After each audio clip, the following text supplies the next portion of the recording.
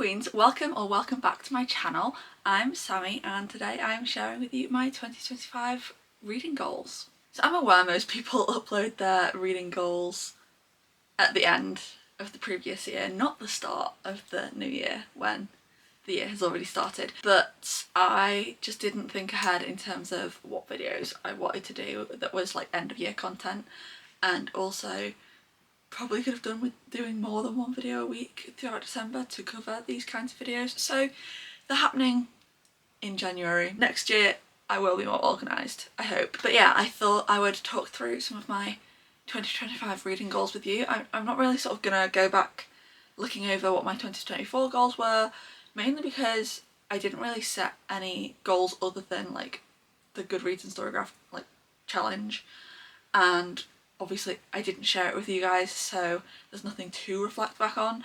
I do plan on reflecting back on this video next year, so I'm just gonna get into the goals. So I'm gonna start off with the two sort of big goals, the kind of goals that most people have regardless of whether they're setting one goal or 20, and that is the number of books I want to read in the year. So I've decided to set my goal at 70 this year.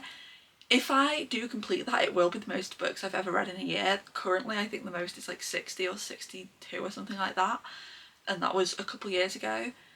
But I do think I can do it. I do want to push myself and challenge myself to read a bit more than I normally do.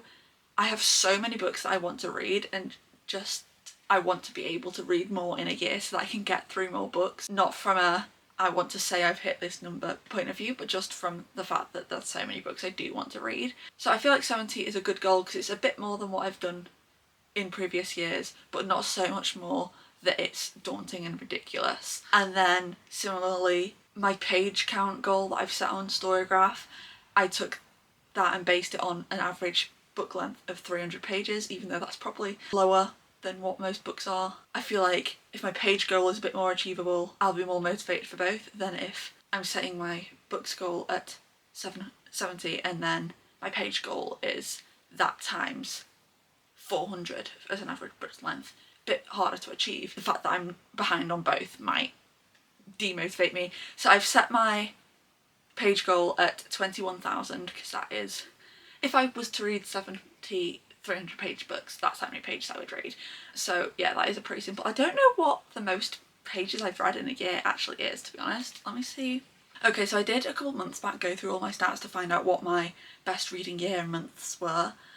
So if that information is right, the most pages I've read in a year is 16,000. So again, that is pushing me to more than what I have before, but I do think I can do it. Then we have sort of my overall bookish goals, and I have decided to use Win from Literary Diversions' Bingo Board from Hell concept as a way of displaying this and a way of tracking it. I think it's a really fun idea. I really liked seeing them use their Bingo Board from Hell this year, and like this is the year that I was introduced to their channel, so I thought it'd be fun to make my own. They do share their link to a template for making your own bingo board from hell, so that is what I have used, so full credit goes to Win from Literary Diversions. I'm going to talk through sort of my points on here and sort of why I've chosen those goals. So in the first square I have 10 backlist titles from favourite authors. Okay, so this goal is on here because I have quite a few books where I have read one or two books from an author and then gone a bit wild and bought most of the books they have published. And so I want to actually get through those books this year. There's also a couple authors where I might not own them, but I call them a favourite author, and yeah, I actually have only read one or two books, and so I want to read more of their backlist to solidify whether they are actually a favourite author of mine. Some examples would be Elsie Silver. I've actually only read the first 3 Chestnut Springs books. I call her a favourite author. I own the first book in both of her other series, and while the Rose Hill series is a new series, Gold Rush Ranch was actually published before Chestnut Springs. It just got traditionally published after, but it is her first series, so that is an example of who I will be reading this space. So my next square is 40% of my non-subscription box Afterlight books I want to have read. I'm currently at 20% of those. This is to push me to read the books that I'm spending extra money on. Like, I have a bit of a problem with buying Afterlight editions or just special editions in general, but Afterlight editions of books that I think I'll enjoy or because they're really pretty, and I need to be actually reading them and hopefully only have the ones that I do enjoy. And in the future, maybe only buy the ones that I've possibly read the first book in the series, so I'm excited about the rest, or maybe I've read all the series and I want to spend that money on having a second copy, or I've read it on Kindle and want to have my physical editions be the Afterlight editions. I need to get out of the habit. Like, I've got the Bergman Brothers up here. I've read the first book only so far. I bought those because they were pretty. Same with Bridgerton. I've not read any of the Bridgerton books yet, but I bought the Afterlight editions, and they're examples of big series that I'm doing this with. Currently, I think I only need to read 7 books to match that, but I know that I've at least got one set coming next year that I've already ordered. Well, coming this year that I've already ordered. I know they're probably going to announce other sets that I want to get, so it'll probably be more than 7 books that I need to read to fulfill this. I chose my percentage just based on sort of what I feel is reasonable. I don't want all of these prompts to take up every single spot of my books read in the year. I don't want to have like a set TBR per se, because I am a mood reader at heart. I can't stick, if I say these are the books I'm reading in 2025 because they will help me improve my reading goals, I'm just not going to get to them. So I want a bit of freedom. I've tried to make these goals ones that can cross over with each other, where some books would count towards different spaces, but also no individual space taking up a huge proportion of my reading for the year.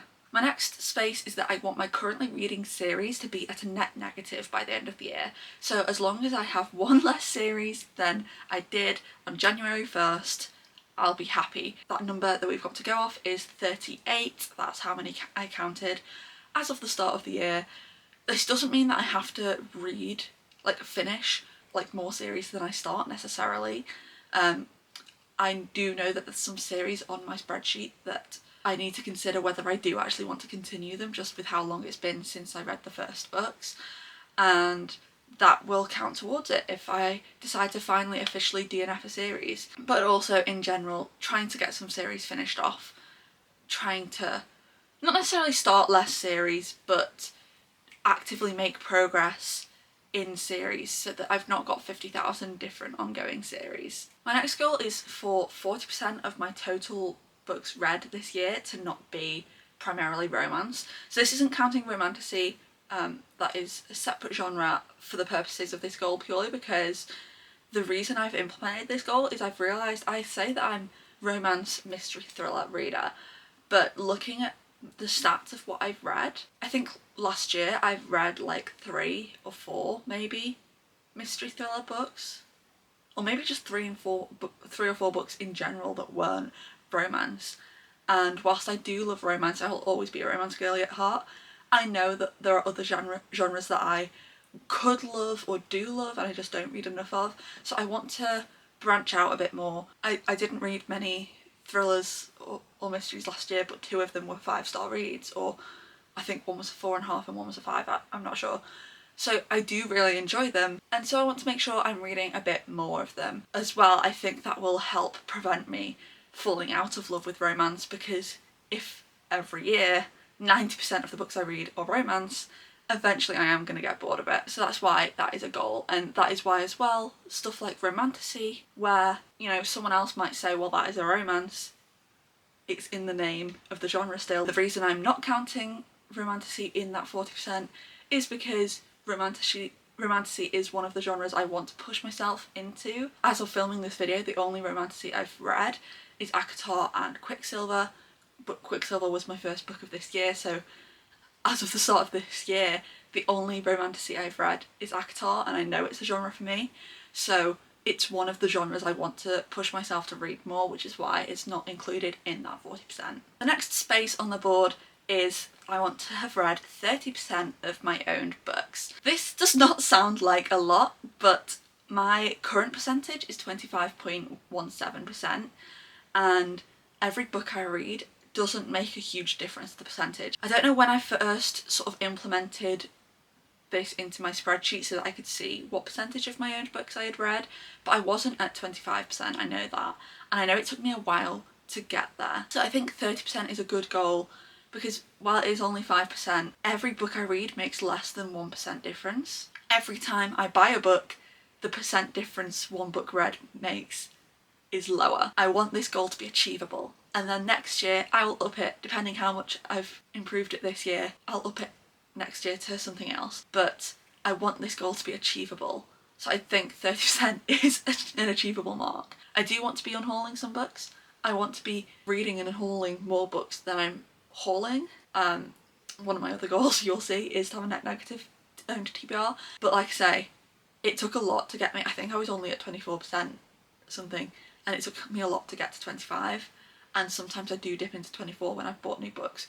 So 30% I feel like is an achievable goal, and if I get past that, amazing, brilliant, but I don't want to feel unmotivated by being so far behind the entire year. I want to, if I feel like I'm making progress, if I feel like it's reachable, it'll motivate me more to actually do those things. Similarly to my Afterlight non-subscription goal, I have a goal to read 70% of my Afterlight subscription books. And that does sound like a lot considering I'm currently at 25%, but again, the Afterlight subscription is something I'm spending a lot of money on. If I'm not reading the books, I need to reconsider whether I stay subscribed or take more thought into whether or not to skip months, because so far I've not skipped a single Afterlight month. I have skipped Illumicrate but not Afterlight, and so I need to be upping that. Currently I have 8 Afterlight books, so to get to 75% I only need to read 4 more because I've only read 2.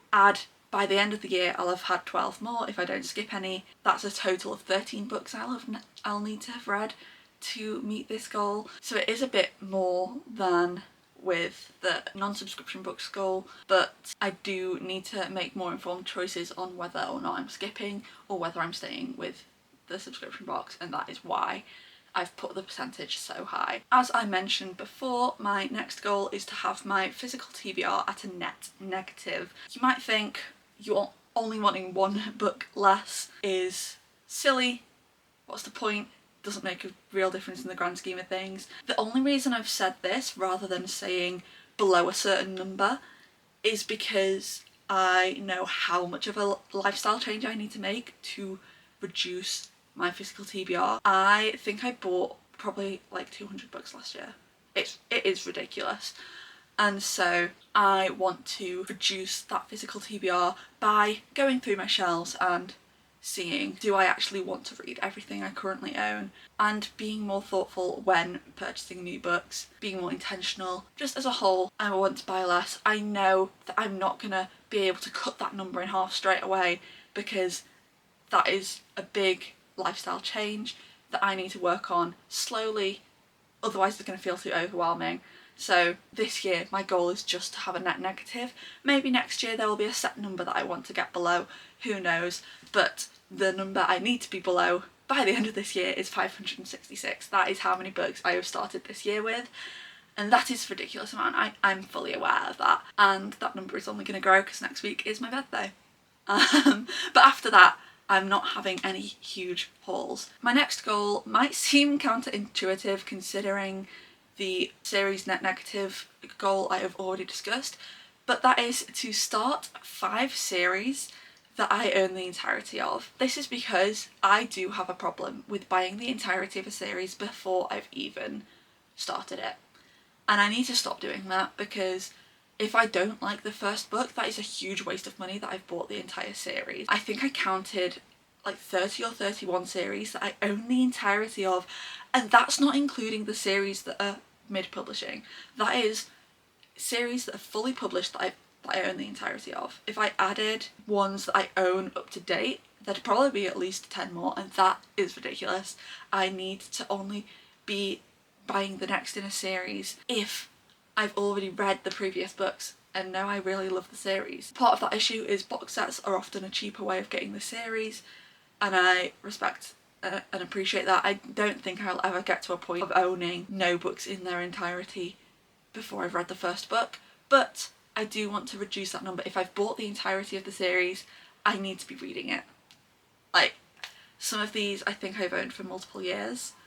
Throne of Glass comes to mind as an example of one that I definitely have owned for multiple years. I own the entirety of and I've not even read the first book. So even though that is a bit counterintuitive to the series negative goal, it is something else I need to work on. And I do own the entirety of these series, so in theory I could read the whole of the series this year and get that number down. I would also like to say, in all fairness, some of those series are duologies and trilogies, so owning the entirety isn't ridiculous, but some are not. For example, Bridgerton is an 8-book series. Throne of Glass is an 8-book series. I have the entirety of The Vampire Diaries, which is like 13 books, so some of these are big series that I really need to start getting my way through. And the final space on the bingo board from hell is I want to read 6 non-fiction books this year. That doesn't sound like a lot, but I rarely read non-fiction. I'm also allowing myself to have 3 of those be memoirs because I do have a lot of memoirs, but I also want to challenge myself to read some of the non-memoir non-fiction that I have, and so that's why it's capped at 3. So 6 non-fiction in total, but at least 3 of them have to not be memoirs. I do find quite a few bits of non-fiction quite interesting. It can just be a bit more daunting for me to get into because I always have this fear of non-fiction having a bit of an academic tone. I don't want to feel like I'm sat in a classroom. I love a good video deep dive on a topic that's like an hour and a half long, 2 hours long, that's informative. They don't feel like lessons, and that is the fear I always have with non-fiction, but I keep on buying it. So if I'm buying it, I need to be reading it, and also just in general, I think there are so many interesting and important topics in some non-fiction books that I do want to push myself to read it a bit more. Finally, I do have a couple goals that just sort of relate to yearly readathons. Firstly, I want to fully complete both the title and cover editions of Buzzwordathon, which is a readathon that Kayla from Books and Lala runs.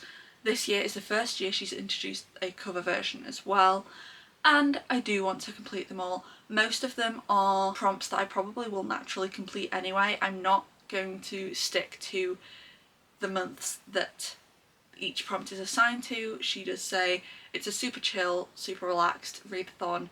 You can fulfill it however you want, and she encourages people to not follow the month by month prompts if they don't want to. So my goal is just to complete them throughout the year. I could read 4 books that fit different prompts in one month, none in another. I can fit the January prompt in November and the August prompt in February. It doesn't matter to me, I just want to complete all of the prompts. And if Buzzwordathon is something you're interested in, I'll put the link to her video in the description box. But if you're watching this video, you probably have already heard of Buzzwordathon.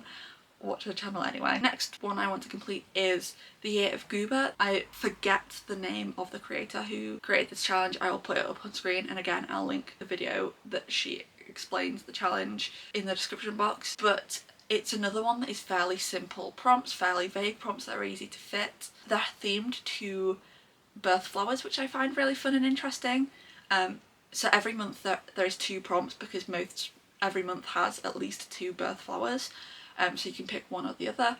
I haven't decided yet whether I want to try and complete both prompts for every month or just one per month, but it is a challenge that I would like to complete. I also haven't decided whether I'm going to make this I have to have read it in the month thing, or whether, like Buzzwordathon, I just want to complete the prompts across the year. And lastly, me and my friends have decided to sort of have our own little readathon where as a group we are attempting to read from as many countries across the world as possible. Obviously that would be a long-term goal. Personally, no one is going to be able to read one book from every country within a year unless you have an insane reading speed. But my personal goals within that, I do want to try and read one book from every continent. We also have 2 bingos within that, just because as a group we love a bingo board, so we've made an easy mode and a hard mode. So I want to complete both, is my sort of my stretch goal, I guess, but I definitely want to complete at least one. So I'll just tell you what the prompts are for that, just because it's not a public readathon, so this is the only place you're gonna know the prompts for it. So I am just gonna read them off my phone because I don't know them all off the top of my head. So for the easy mode, we have an author from the Global South, Nobel Prize winning author, book over 500 pages, work of non-fiction, Discord friend recommends. That is just because that's where our group chat is, and the point is to have it be a recommendation from someone else in the challenge. Indigenous author, a classic in translation, a novella in translation, and a book from an independent press. Those prompts that don't sound specific to reading around the world, it obviously also has to be a book that fits the general Read Around the World challenge. And then for the hard mode prompts, we have anthology from a non-Western author, international Booker Prize winning author, random country generator, which is pretty much as it sounds, spin a wheel, get a country. You have to read a book from that country, so depending what you get, it could be quite easy or it could be quite difficult. Book from a genre you don't read often. Again, we have Discord friend recommends. Collection of poetry or prose, a classic in translation published before 1900, Indigenous author not from the Americas, and book with less than 500 ratings on Goodreads. So yeah, that is just my personal challenge within that readathon. Obviously, inherently with doing this readathon, one of my goals is to read more diversely, but I've not put a quantifying number on I want to read this many books that are translated or this many books that are from an author outside of like the US, Canada, Australia, those kinds of countries. And obviously by having the goal of completing both bingo boards, depending whether I decide I'm allowed to share the books across boards or across multiple prompts, I think I'm going to try and limit it to one book per prompt within a board, but a book can count for both. I'm not sure yet. That is pushing me to have at least 9 essentially, but I'm just not putting a set number down for that particular goal. So that is it for my 2025 goals. I will be coming back to this video in December and seeing how many of these I have completed. Hopefully at least some of them. If you would like to follow me on Instagram, I do have a bookish Instagram that is always linked down below, as well as all my other socials, Goodreads, Storygraph, my normal Instagram, etc. And if you did enjoy this video, it would be much appreciated if you gave it a like and subscribed if you'd like to see more of my content, if you want to see how well I do at sticking to these goals. Maybe you'll see it throughout the year in vlogs, but also, like I said, I will be reacting to this video at the end of the year to see how well I've done. So yeah, I'll see you in the next one. Bye!